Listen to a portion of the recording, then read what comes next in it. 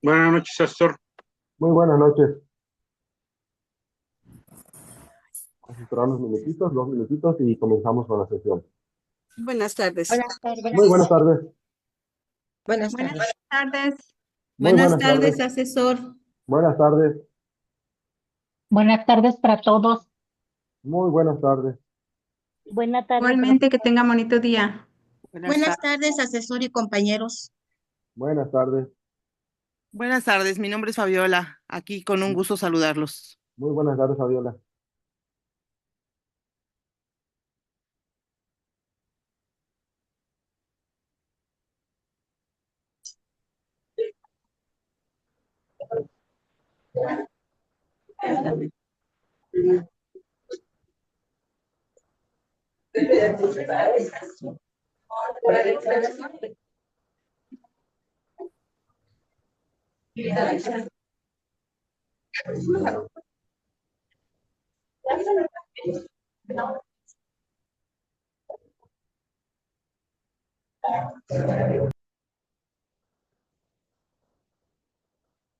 Muy bien, muy buenas tardes, muy buenas noches a todos. Les doy la más cordial bienvenida al módulo 23. Estamos iniciando ya con nuestra segunda sesión correspondiente a la unidad 2 denominada Diseño de Proyecto de Solución, donde esta semana tiene como propósito principal la esquematización y operatividad del proyecto a través de la viabilidad de la misma, como a través de la gestión de recursos.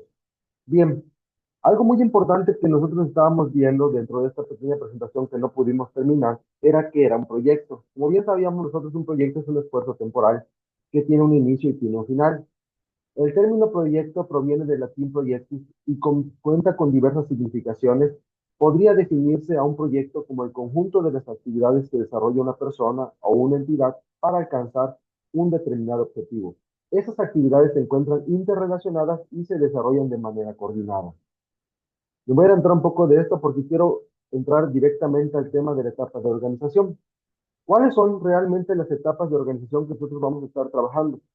Algo que nosotros veíamos dentro de la etapa de organización es la importancia que tiene la división del trabajo y la etapa de la coordinación. La división del trabajo que la propuso Adam Smith nos decía que es la separación y delimitación de las actividades con el fin de realizar un trabajo con mayor eficiencia. La división del trabajo promueve la especialización y perfeccionamiento del trabajo e implica los siguientes pasos: jerarquización, departamentalización y descripción de funciones. Jerarquización es la disposición de las funciones de una organización por orden de mando, grado o importancia. Los niveles jerárquicos son el conjunto de órganos agrupados de acuerdo con el grado de autoridad y responsabilidad que poseen, independientemente de la función que realicen. Departamentalización es la división y el agrupamiento de las funciones y actividades en unidades específicas. Para departamentalizar se efectúa la siguiente secuencia: listar todas las funciones y actividades de la empresa, clasificar las que sean similares, agruparlas según el orden jerárquico o de importancia, asignar actividades en cada una de las áreas agrupadas o departamentos, especificar las relaciones de autoridad, responsabilidad y obligación entre las funciones, establecer las líneas de comunicación e interrelación entre los departamentos. El tamaño, la existencia y el tipo de organización de un departamento deberá relacionarse con el tamaño y las necesidades específicas de la empresa y de las funciones involucradas. Descripción de funciones. Después de haber establecido los niveles jerárquicos y departamentos de la empresa, es necesario definir con toda claridad las labores y actividades que habrán de desarrollarse en cada una de las unidades concretas de trabajo o puestos de los distintos departamentos de la organización. Esta es la última etapa de la división del trabajo y consiste en la recopilación ordenada y clasificada de todos los factores y actividades necesarios para llevar a cabo de la mejor manera un trabajo. La descripción de funciones se realiza primordialmente a través de las técnicas de análisis de puestos y de la carta de distribución del trabajo o cuadro de distribución de actividades. Coordinación. La coordinación es la armonización y sincronización de los esfuerzos para realizar eficientemente una tarea. Las técnicas de organización son las herramientas necesarias para llevar a cabo una organización racional. Son representaciones gráficas de la estructura formal de una organización. Si durante la primera etapa del proceso de organización se realiza la división del trabajo con todas las ventajas inherentes, Es indispensable que ésta sea completamente con la coordinación, que es el logro de la unidad de esfuerzo. Es decir, que las funciones y los resultados se desarrollen e interrelacionen con facilidad y que se sincronicen. Ahora bien, todo lo que acabamos de escuchar nos sirve simplemente para determinar qué es un perfil de puesto. Muchas de las cuestiones que nosotros vemos para poder determinar un recurso humano, primeramente, es definir cuáles son sus actividades y cuáles son sus tareas a realizar. Una vez que nosotros determinemos las tareas, nosotros podemos definir qué perfiles pueden intervenir en cada una de las fases que nosotros vamos a estar trabajando. Pero a veces nosotros olvidamos, y vamos a tomar un ejemplo muy claro. Si nosotros estuviéramos trabajando con un proyecto de inversión, y hoy quiero establecer un macroproyecto de una apertura de una tienda departamental, y tengo lo que es el director general, al gerente general, tengo a la mayoría de la plantilla, pero se me olvida colocar el puesto administrativo o el puesto contable. Entonces, una de las cuestiones que va a hacer el evaluador del proyecto, que es preguntar quién va a ser el encargado de pagar la nómina, quién va a ser el encargado de pagar los honorarios. Si nosotros le delegamos la responsabilidad tanto al gerente general como al director general, entonces, ¿cuál es la función de la división de funciones? Si yo le estoy haciendo carga de trabajo, recordemos, el líder del proyecto, su función es la de delegación de responsabilidades y asignación de tareas y a su vez supervisarlas. Cuando estamos trabajando nosotros en esta etapa, nosotros debemos definir correctamente qué es un recurso humano.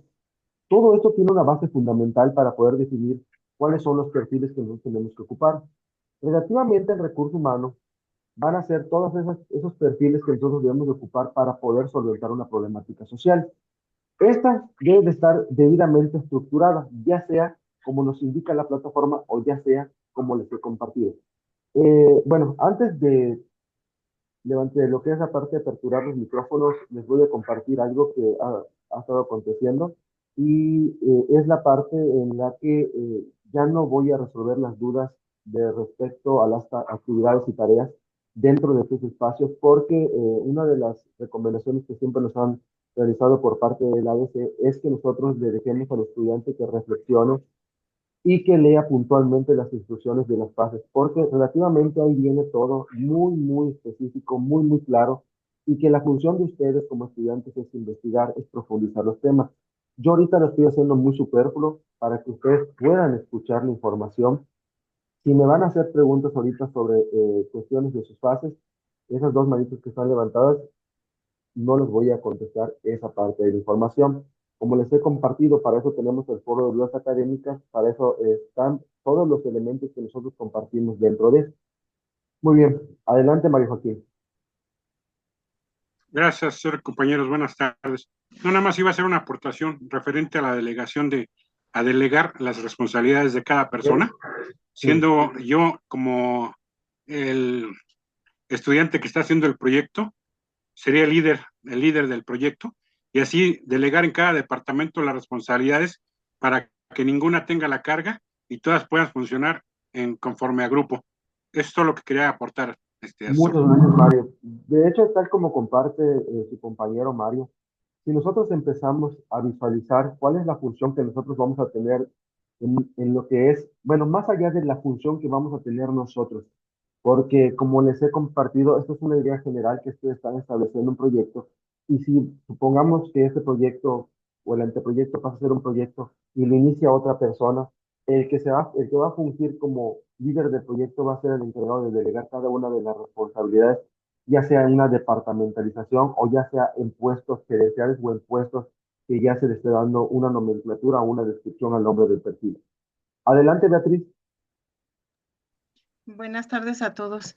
Bueno, en general, lo que yo he visto es que cuando hay, por ejemplo, la tienda departamental, hay un departamento que se llama Recursos Humanos, que es el encargado de llevar toda la documentación de cada uno de los empleados y también de efectuar los pagos de la nómina. ¿Es correcto? Es correcto. Y Ahí prestaciones y todo. a eso se le llama departamentalización. Ahora bien, por ejemplo, nosotros no estamos trabajando ahorita con una departamentalización porque no tenemos departamento, estamos trabajando con un proyecto. Lógicamente, ahí dentro del departamento de recursos humanos, ¿quién es el encargado de hacer todo eso? Puede ser el gerente de recursos humanos, puede ser un jefe de recursos humanos, puede ser un administrador, puede ser un contador. Hay empresas o microempresas que, por ejemplo, no tienen un gerente de recursos humanos, sino el encargado de hacerlo es un administrador. El administrador es la persona que va a ser la encargada de realizar todos los trámites administrativos, porque a lo mejor ustedes digan, no, pues es que para este proyecto yo no voy a necesitar de hacer contratos colectivos o contratos por obra determinada, sino la mayor parte de los trabajadores van a recibir un honorario. Pero ojo, a pesar de que yo diga esto de recibir un honorario, entonces ahí sí tenemos que regresar a la parte legal. Recordemos que en la estructuración, como cuando elaboran una asociación civil, tienen que darse de alta. Para que nosotros podamos cumplir como un proyecto, lógicamente pensando, porque solamente es un pensamiento, es una hipótesis lo que les voy a plantear a ustedes ahorita, yo tengo que elaborar un contrato por obra determinada. Por eso muchos me preguntaban, ¿por qué tiene que tener un inicio y por qué tiene que tener un final? Porque como bien su nombre lo indica el proyecto es un esfuerzo temporal.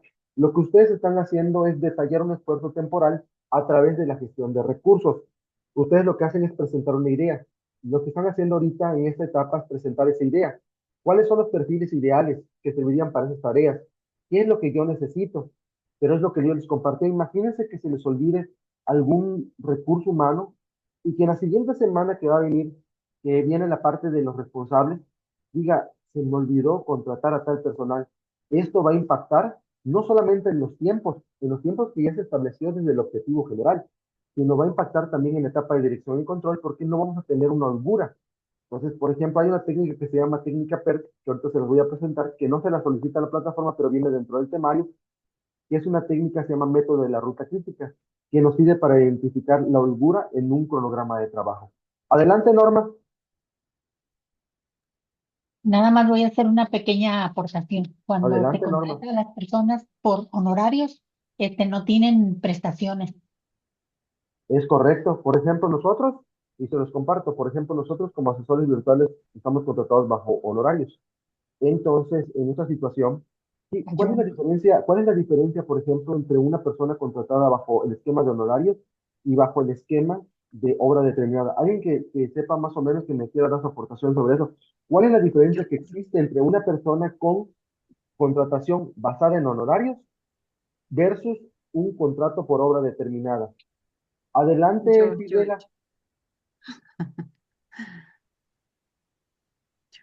Ahí está. Ahora sí. Adelante. Pues yo lo que puedo ver es que Ajá. es muy importante el recurso humano para realizar un proyecto. Y aunque haya muchas plataformas que ayudan a hacer el trabajo más fácil, el humano es el que en sí tiene todo el control, la responsabilidad de que un proyecto salga bien. La importancia de que tenga un principio y un fin es porque se ve la posibilidad de que si es un proyecto de, pues no sé, de negocio, qué tanto pueden tener de ganancia vamos a pensar en un año, para poder mejorar o hacer algún cambio. Esa es mi aportación. Ok, Fidela, de hecho, muchísimas gracias en lo que me acaba de compartir. Voy a retomar una parte de su información. Algo que nos comparte su compañera Fidela es la importancia del recurso humano. Pero ¿por qué es tan importante el recurso humano realmente dentro de la etapa de la organización? Realmente a nosotros antes nos decían, en tiempos pasados, cuando estábamos en el 2012, que iba a llegar un momento que la tecnología iba a rebasar al ser humano y que el ser humano ya no iba a ser necesario dentro de lo que era la parte de las empresas. Definitivamente, sí ha avanzado la tecnología. Las tecnologías, ya sea de comunicación en infraestructura, tecnologías de gestión, administración, de todo tipo han avanzado, están a la vanguardia el día de hoy, pero siempre va a requerir a un recurso humano. ¿Y por qué el capital humano es tan importante? Porque a diferencia de la tecnología, el capital humano es un ser pensante, es un ser que avanza la tecnología y avanza el ser humano. O sea, nosotros aprendemos a través de eso.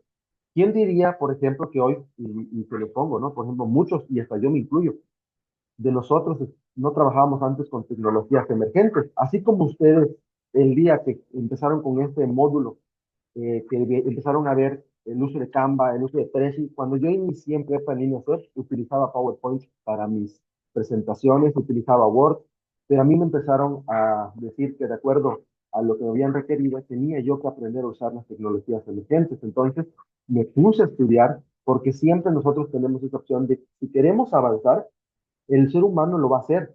Y si nosotros queremos aportar en esas áreas de oportunidad y convertirlas a fortalezas, pues lógicamente lo vamos a hacer. Entonces aprendí, por ejemplo, a usar tecnologías emergentes, a crear construcciones web, no solamente con las tecnologías emergentes, sino también con lo que es el MC2, que era la tecnología antigua. Todo esto, ¿por qué? Porque al final nosotros seguimos dominando la tecnología. ¿Con qué? Como somos seres de raciocinio, como les compartía, evolucionamos.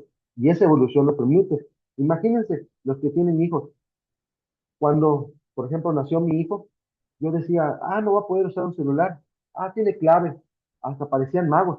Porque de repente veía mi celular y parecía que sabía en qué momento apretaba y le daba a los lados así, veía las huellas de mi mano y cómo lo desbloqueaba o cómo veía los números, nacen con ya ese sentimiento de la tecnología, nacen para crecer al futuro. Entonces, todas estas cuestiones que nosotros vemos en cuestión de la parte de la evolución del recurso humano, nos sirven dentro de la etapa de organización, porque a mayor profundización que ustedes validen de sus recursos humanos, que era lo que les compartía, ¿no? De repente, ¿qué es un recurso humano?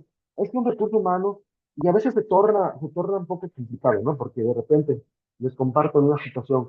Yo estoy haciendo ahorita un proyecto social en el área donde vivo, justamente un área de oportunidad que hay aquí en la ciudad de Chetumal es que no hay un lugar para tener a gente que se encuentra en calle, a personas que están en abandono, a personas que sufren durmiendo en las calles. Entonces yo estoy ahorita generando un proyecto precisamente en colaboración con el gobierno. O sea, el proyecto relativamente yo lo estoy elaborando. O sea, estoy haciendo casi lo mismo que ustedes están haciendo, pero un poco más a profundidad, en la que se justifica, hay la macro localización, o sea, todos los estudios que yo les comparto para validar si el Congreso del Estado, porque aquí literalmente tenemos que pasarlo primeramente por el orden gubernamental, ya sea el municipal, estatal, y el Congreso del Estado para validar si es un proyecto viable. A pesar de que yo lo estoy haciendo, eso no quiere decir que porque yo lo haga y tenga experiencia en proyectos, quiere decir que vayan a decir, está aprobado, porque sabemos perfectamente que si el orden gubernamental te dice no,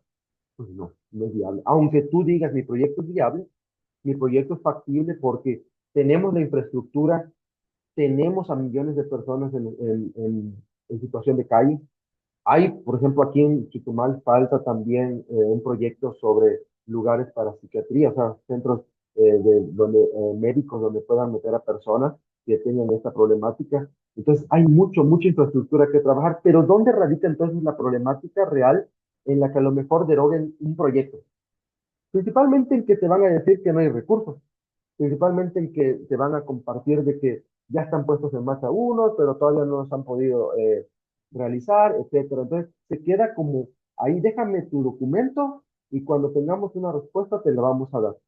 Oye, pero yo tengo una buena estructura. Fíjate que el recurso financiero, mi presupuesto inicial que yo estoy estableciendo, hasta es mucho menor que lo que ustedes están promoviendo. ¿Por qué? Porque yo encontré que la materia prima, o sea, mis materiales, sean de bajo coste. ¿Y eso qué me va a ayudar? Relativamente a que ese proyecto sea de bajo costo en un lugar que ya se estableció que el terreno es de bajo costo y le va a servir a muchas personas que pasan escasez o necesidades de vivir en la calle. ¿Y que va a beneficiar a esto también? Que a través de esos propios proyectos sociales pueden ayudar a la gente, que ahí nace un proyecto y pueden hacer otro. Tengo a gente metida dentro de un lugar que son de calle, pues les puedo ayudar a leer, puedo alfabetizar. De hecho, hay un proyecto precisamente que leía de aquí de Chetumal, que es una compañera de ustedes, que habla sobre la alfabetización, algo que no solamente es importante en la ciudad de Chetumal, sino en muchas ciudades. Relativamente, en muchas ciudades del país, los niveles de alfabetización son indispensables. ¿Cuánta gente realmente vemos que les gustaría aprender? Pero no hay el recurso, a veces no conocen dónde lo pueden hacer. Entonces, a lo mejor yo puedo elaborar un proyecto de difusión de información. Yo puedo difundir que a lo mejor que ahora sí que el IEA, que el INEA, que hay lugares donde te dan información sobre los proyectos, que también puedes aprender tanto como prepa en línea CEP. Imagínense, entonces tenemos el IEA que te da la educación básica, tenemos otras instancias educativas que te dan educación secundaria, que también tenemos telesecundarias, tenemos a Prepa Línea CEP que nos ofrece la preparatoria Y tenemos también actualmente a la UNACDM que nos ofrece también carreras gratuitas para que también son de la SEP. Entonces tenemos una amplia gama, pero ¿dónde radica la importancia? De que son elementos que a veces no son difundidos de la manera correcta, o que no todos tenemos el acceso a una tecnología, o no la sabemos usar. Entonces, al no saberla usar, lógicamente, cuando dices, es que ya fue la convocatoria, chispas, es que no me enteré. ¿Y por qué fue que no se enteró? Porque relativamente no hubo un medio de difusión. O sea, no hubo las tareas que estamos trabajando nosotros. Por eso es lo que nosotros, la importancia que tenemos de nuestras ideas frescas, es dar ideas ajenas a las que ya están puestas en marcha, para que si ustedes como jóvenes visionarios o personas que tienen una visión diferente, puedan promover una estrategia distinta y que yo diga, mira, acá hay una estrategia que a lo mejor hasta yo se les pueda copiar, ¿no? Yo le pido permiso a ustedes. Disculpen, ¿será que les puedo agarrar esa idea? ¿Por qué? Porque a lo mejor esa idea es fresca y esa idea se puede llevar a cabo, siempre y cuando ustedes la otorguen sin dejar a un lado su propia autoría, porque tampoco les voy a hacer les van a hacer un lado su autoría. Por eso muchos de los proyectos que se van trabajando, y les comparto, por ejemplo, en la generación 32 hubo un estudiante que precisamente elaboró un proyecto y que lo presentó y lo está llevando a cabo el día de hoy todavía. De hecho, tengo todavía contacto con el estudiante, tanto en mi WhatsApp personal, porque se puso en contacto conmigo por mi correo electrónico y empezamos a trabajar sobre ello. Entonces, sí que hay ideas que nosotros podemos promover. A veces pensamos, ¿no? Que de repente todo lo que tenemos como estructuración que estamos trabajando nosotros en la plataforma, pues es simplemente para pasar el módulo. Algunos lo van a ver de esta manera. Pues mi meta es solamente obtener mi certificado de preparatoria, pero hay otros que se enamoran de lo que están haciendo y relativamente quieren absorber mucho más conocimiento. Entonces, no quiere decir que no todos lo podamos hacer, pero cada uno tenemos una meta distinta. Entonces, de ahí radica lo que yo empiezo a analizar, a reflexionar. Oye, mira, fíjate que me estoy dando cuenta que en mi tabla de recursos humanos me faltó este, ¿sabes qué? ¿Y quién me va a ayudar a hacer la limpieza? Voy a dar un ayudante de limpieza, un ayudante general. Pero si la columna de recursos materiales me indica precisamente que son recursos materiales los que yo debo de emplear, ¿por qué voy a asignar una tarea en la que diga buscar los materiales? No. Difundir el proyecto. No. ¿Por qué? Porque entonces no estoy reflexionando para qué sirve cada columna. Recaudar recursos financieros. Oye, pero si la columna ya está ahí, entonces yo tengo que empezar a prever, tengo que empezar a ver qué son los elementos que yo ya tengo y qué es lo que yo debo de trabajar para cumplir a mis objetivos y mis metas. Ahí es la diferencia. Yo tengo la columna de recursos materiales, que son todos los elementos tangibles e intangibles que se utilizan para un proyecto. Tengo los recursos tecnológicos, tengo el recurso financiero y tengo el recurso humano. Adelante, María Elena. Gracias, asesor. En respuesta a lo que preguntó hace un momento, ¿no? Gracias. Sí, ¿Cuál eso, era la es que, diferencia? sí, gracias. Pues, en este caso, los que cobran, ¿no? Por Ajá. honorario, pues solamente cobran, en su caso, como usted lo mencionó, sería me imagino que por sesión, o cuántas sesiones, ¿no? Dio en Ujú, determinado tiempo y no tiene prestaciones. ujú. Eh, También en otro caso es los que reciben un salario en el cual tienen que cumplir un horario determinado Ok. y si tienen prestaciones, ¿no? O en su caso, también cuando se recibe un contrato por determinada, no sé, por una obra, ¿no? Ujú. Y puede ser que se le pague con un porcentaje al principio y un porcentaje al final, o distribuido, dependiendo el tiempo que lo trabajan, también distribuido en ese tiempo y tampoco reciben prestaciones. Es correcto, de hecho, lo que acaba de compartir, precisamente lo que nos acaba de compartir su compañera es la realidad. En la parte jurídica o en la parte de la Ley Federal de Trabajo, en el artículo 123, apartado A y apartado B, nos indica las relaciones de trabajo que podemos tener. Cuando hablamos de esquema de honorarios, hablamos, como nos decía su compañera, un esquema en el que estamos trabajando a un 100% sobre el salario, sin lo que son la derogación de prestaciones, como lo que es el ISSSTE, el IMSS, Infonavit, o sea, sin derecho absolutamente a nada. Otra parte importante es de que, por ejemplo, en la parte de honorarios, es un proyecto, tal como lo es Prepa Niña SEP. Así como ustedes lo ven, Prepa Niña es un proyecto. Nosotros tenemos contratos por hora determinada, tiene un inicio y tiene un final anual. O sea, cada año nosotros estamos viendo si nos renuevan el contrato. Entonces, es parecido a lo que ustedes trabajan. Entonces, esta parte es primordial. ¿Por qué? Porque hacen un presupuesto para poder trabajar con una gran cantidad de asesores y a su fin de esto, ¿cuál es la importancia? Que en el momento que digan, sabes que hasta aquí terminó tu contrato porque tienes un contrato por hora determinada, no hay eh, no hay ni problema para el patrón ni para el trabajador. O sea, yo no puedo ni demandar como lo hace un contrato por hora indeterminado. Los contratos por hora indeterminado son aquellos contratos que desde que te firmas tu contrato, o sea, no tienes fin. ¿Cuál va a ser el fin? Que tú, por ejemplo, o que alguien viole alguna ley de lo que es la ley federal del trabajo, como por ejemplo llegar en estado físico al trabajo, o faltar 3 veces seguidas durante un mes, o faltarle al respeto a sus compañeros, abusar de la confianza del patrón, falta de ética, todo esto viene una lista especificada dentro de lo que es la ley federal del trabajo. Entonces, esa es la diferencia. Entonces, cuando nosotros trabajamos con esa precisamente los honorarios, pues lógicamente nosotros también tenemos el inicio y tenemos el final. Adelante, Mario Joaquín Morales.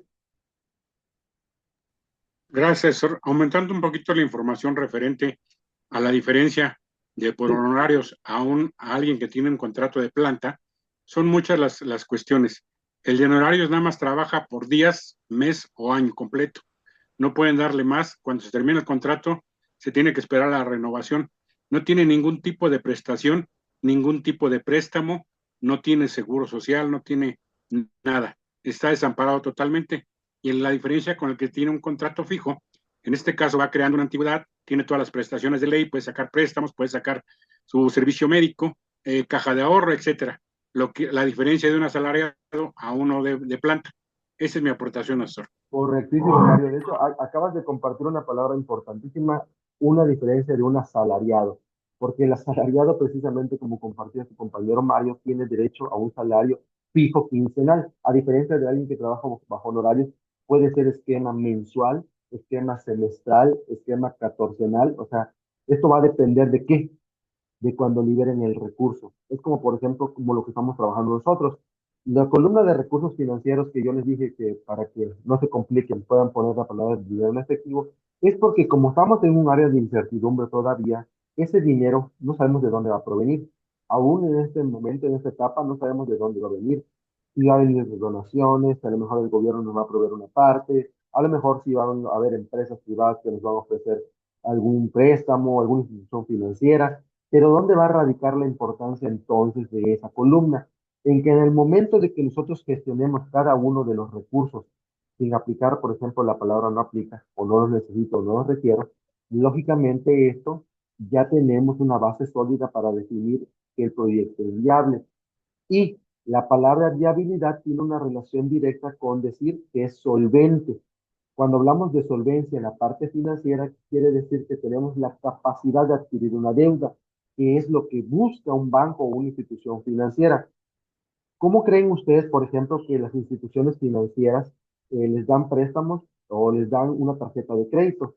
Esa parte cuando ven ustedes a un vendedor que llega y dice, hola, muy buenas tardes, Mari Carmen Flores, ¿cómo estás?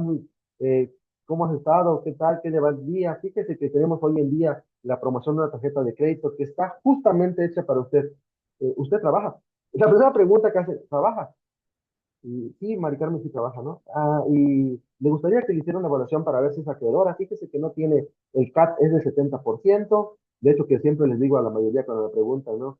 Verifiquen cuánto tiene el CAT, que es el costo anual total. La mayor parte de las tarjetas de crédito nunca te dicen eso, pero eso es lo primordial que uno tiene que ver el CAT, porque si está arriba del 100%, huyen de ese banco.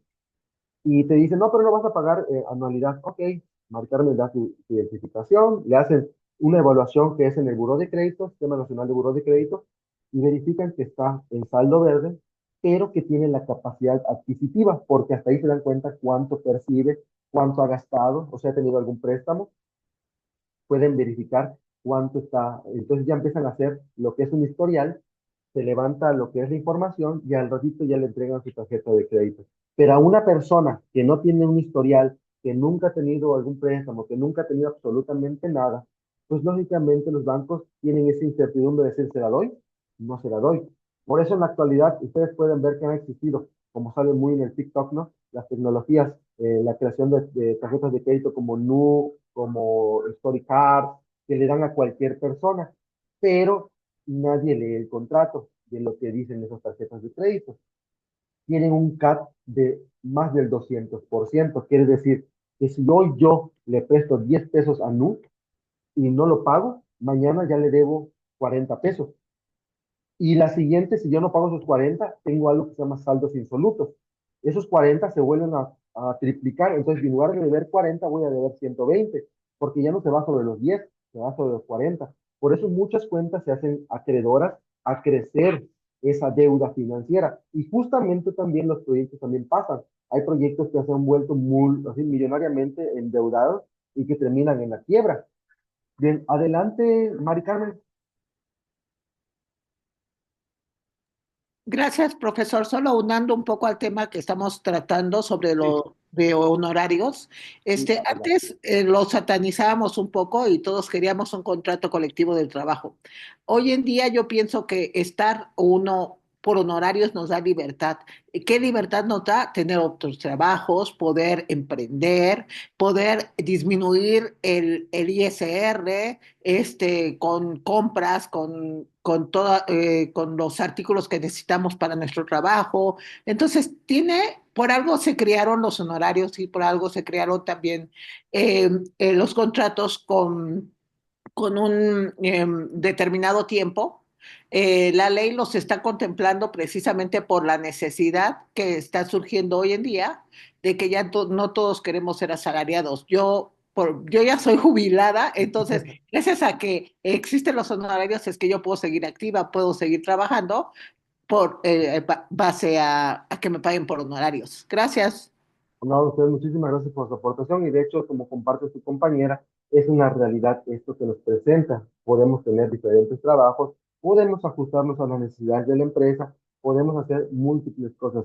Bien, se acaban unos 30 minutos. Ahorita que recibamos de la sesión, le doy la palabra a las siguientes personas que quieren hacer su aportación activa. Vamos a conectarnos y nos volvemos a conectar, por favor.